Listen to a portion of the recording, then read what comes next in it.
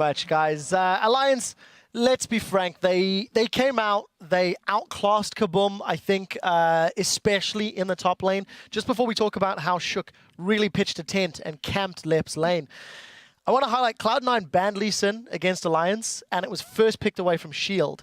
And seeing what Shook just did on that champion, it shows why, and I don't know if he's going to get his hands on Lee Sin again, because that was a Shook we haven't seen in the previous games. One thing I want to touch upon is Irelia in this tournament so far is 6-1. So we're talking about Rumble being really good. Irelia is 6-1, and the only loss was Wicked's previous game against Najin White Shield, which he should have won. So Irelia would technically be undefeated so far. Just some food for thought. Yeah, I actually agree with you, but it's interesting thinking about these sort of pick and ban trends because I feel like we watch a game and we're like, they're never going to eliminate that champion again. Like Darius' Rumble, one of them. Gorilla's Thresh, yet he keeps getting it for some reason. Like Peke, his Ahri was unbanned after we just saw him like hard carry a game from Fnatic about 3 games ago. So I don't know, a lot of teams are sort of focusing on what they think teams are like and not looking at the game that they just had 2 hours ago and being like, now that's the thing.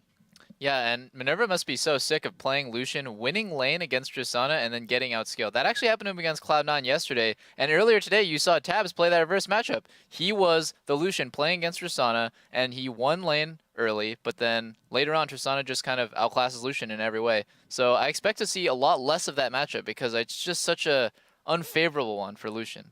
Yeah, I mean, well, the thing is also these teams are having a really hard time closing out their games, right? If these teams would be able to finish games in 30 minutes, Tristana would never catch up and it'd be a game win, but they're not doing it. I completely agree with that. I want to just kick off a point there about KaBuM. Once again, they are showing, at least in the mid lane and their duo lane, they're keeping up with the respective opponents. CS-wise, applying pressure. I mean, Tabs and Nif, yeah, the matchup, you can talk about it, but they were on the back foot. Minerva and Dans were in their face, putting a lot of pressure on them and really forcing them to react. So I want to give, once again, some props to the mechanical side of it, but KaBuM just don't seem to strategically be on the same page in terms of looking for dragons, looking for, tower picks and other decisions around the map. Yeah, their jungle top lane synergy seemed way off. Like the timing of the gangs combined out with the minion waves. There's nothing wrong with conceding top lane when you're playing Rumble, by the way. Just base, go to dragon, force people to come to the dragon, if not take it for free.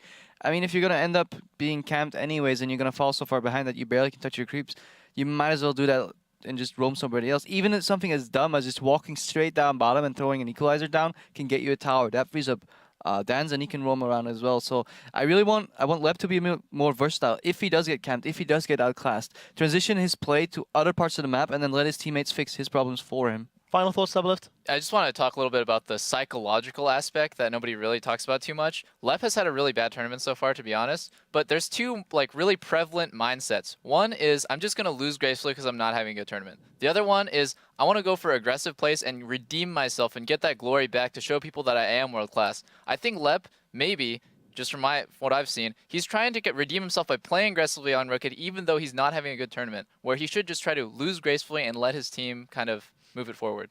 Well, we'll have to see if that mindset will change at all. Guys, we are going to take one last break before we dive into the final game of the day. It'll be North America's LMQ versus the Korean squad, Samsung Blue. Stay with us, you won't want to miss it.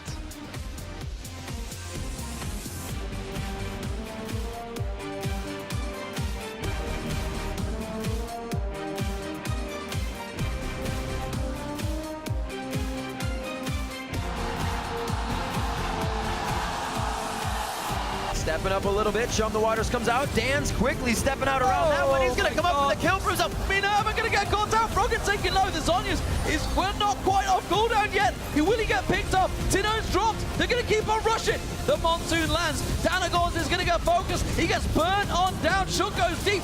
Punts Lep straight back in towards Alliance. They give themselves a second. Tab gets himself the double. They force him back onto the fountain right now. They put the damage down on the Nexus turret. Alliance will finally take their first